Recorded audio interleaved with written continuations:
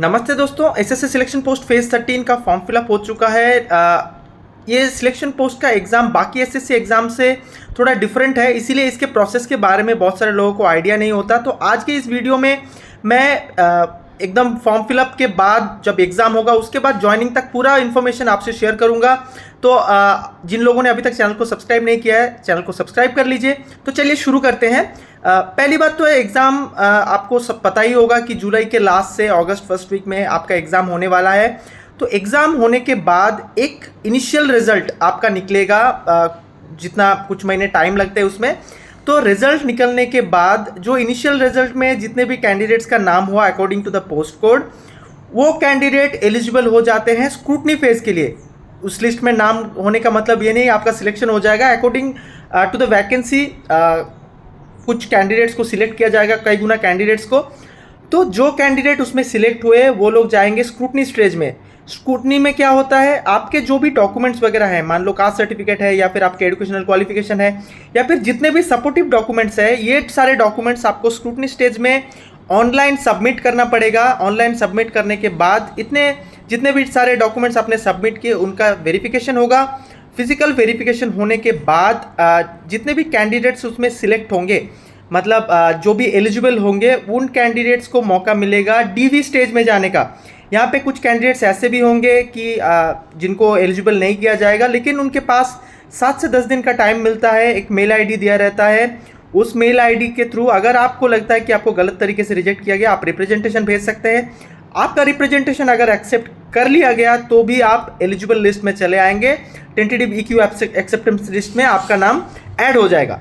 अभी आप पूछेंगे कि ये इन्फॉर्मेशन हमको कहाँ से मिलेगी। तो जो रीजन में आपने फॉर्म फिलअप किया है, मान लो ईस्टर्न रीजन का किसी पोस्ट में आपने फॉर्म फिलअप किया है, उस पोस्ट का इन्फॉर्मेशन आपको SSC ER के वेबसाइट से ही मिलेगा।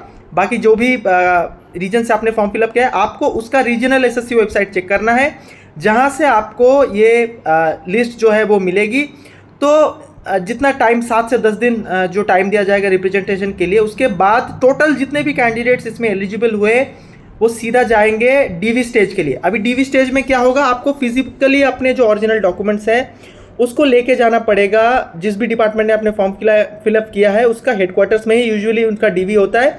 वो डिपार्टमेंट आपसे कांटेक्ट करेगा थ्रू मेल, और आपको जो वेबसाइट मैंने बताया कि रीजनल वेबसाइट, वहाँ पे आपको कंटिन्यूसली चेक करते रहना पड़ेगा डीवी शेड्यूल के लिए।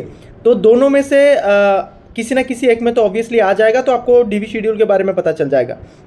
तो जब डॉक्यूमेंट्स लेके आप उस डिपार्टमेंट के ऑफिस में जाके, मैक्सिमम कैंडिडेट्स इसमें ऑब्वियसली एलिजिबल हो जाएंगे, क्योंकि ज़्यादातर लोग तो डॉक्यूमेंट सही होंगे तभी स्क्रूटनी स्टेज में अलाउ हुए होंगे। कुछ लोग, बहुत ही रेयर केसेस होता है जहाँ जो स्क्रूटनी स्टेज में अलाउ होने के बाद डीवी में रिजेक्ट होते हैं। तो डीवी होने के बाद यहाँ पे एक चीज़ मैं बताना चाहता हूँ कि कुछ पोस्ट ऐसे हैं जहाँ पे स्किल टेस्ट होगी।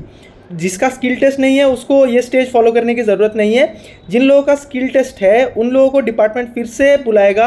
ऐसा नहीं कि डीवी के दिन ही उनका स्किल टेस्ट होगा।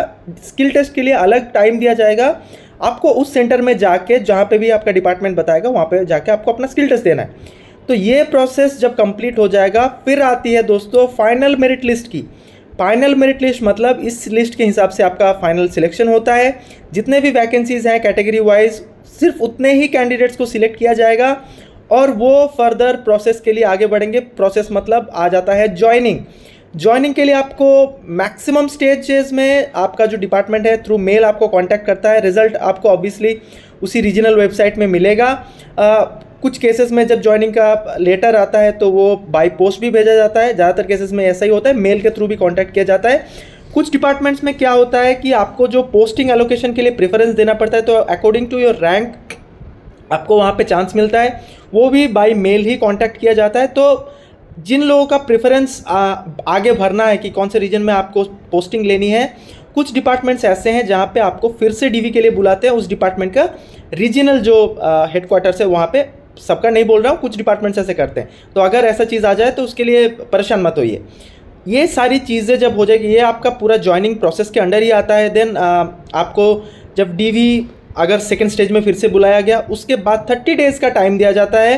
या फिर जिनका सेकेंड टाइम डीवी नहीं होता, ऑब्वियसली डिपार्टमेंट उनको कांटेक्ट करके उनको एक स्पेसिफिक डेट से मैक्सिमम 30 डेज़ का टाइम दिया जाता है, जिसमें आपको अपने जितने भी डॉक्यूमेंट्स हैं, जैसे एंटीसीडेंट सर्टिफिकेट हो गया, कैरेक्टर सर्टिफिकेट हो गया, आपका जहाँ पे आपने लास्ट एजुकेशन इंस्टीट्यूट या फिर जहाँ पे आपने काम किया है वहाँ से आपको एक कैरेक्टर सर्टिफिकेट लाना पड़ता है। देन आपका मेडिकल सर्टिफिकेट हो गया। ये सारा कुछ करके एक प्रोफार्मा दिया जाता है थ्रू आपके कॉल लेटर्स। वहाँ पे पूरा प्रोफार्मा दिया रहेगा कि क्या क्या चीज़ें आपको भरना है। कुछ आपके पर्सनल डिटेल्स भी वहाँ पे वो लोग मांगेंगे, जो आपको खुद भर के उनको अटेस्टेशन फॉर्म बोलते हैं इसको। अटेस्टेशन फॉर्म में कुछ केसेस में 2 कॉपी, कहीं पे 3 कॉपी ऐसे मांगते हैं। तो आपको बस वो कॉपी लेके विदिन 30 डेज अपने डिपार्टमेंट में ज्वाइन कर जाना है।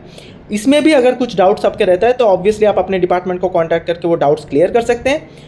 ज्वाइनिंग मान लो टोटल 10 पोस्ट है और वहाँ पे अगर 6 लोगों ने ज्वाइन किया तो 4 पोस्ट जो भी वैकेंट रही उस पोस्ट के लिए फिर से एक रिजर्व लिस्ट निकलेगा। रिजर्व लिस्ट मतलब जो लोग डीवी में क्लियर हो गए हैं उनमें से ही कैंडिडेट्स को बुलाया जाएगा और 4 लोगों को फिर से सिलेक्ट कर लिया जाएगा जो इनिशियल स्टेज में नहीं थे, इनिशियल मेरिट लिस्ट में नहीं थे। उनमें से जो डीवी क्लियर किए हुए हैं उनमें से 4 लोगों को फिर से बुलाया जाएगा और ये प्रोसेस तब तक चलता रहेगा जब तक आपके जितने भी सीट्स हैं वो फिलअप ना हो जाए। तो ये एक बहुत बड़ी इम्पॉर्टेंट चीज़ है जो बाकी एसएससी एग्ज़ाम्स में आपको नहीं मिलता, सिर्फ सिलेक्शन पोस्ट में अभी मिल रहा है। जितने भी सीट्स है पूरा भर्ती करके ही फिर ये जो पोस्ट कोड है उसका रिक्रूटमेंट बंद किया जाएगा। तो यही कुछ इंपॉर्टेंट इन्फॉर्मेशन थी जो मुझे लगा आपसे शेयर करना चाहिए। तो अगर वीडियो आपको अच्छी लगी तो वीडियो को एक लाइक और चैनल को सब्सक्राइब कर दीजिए। आज के लिए इतना ही दोस्तों, बहुत बहुत धन्यवाद।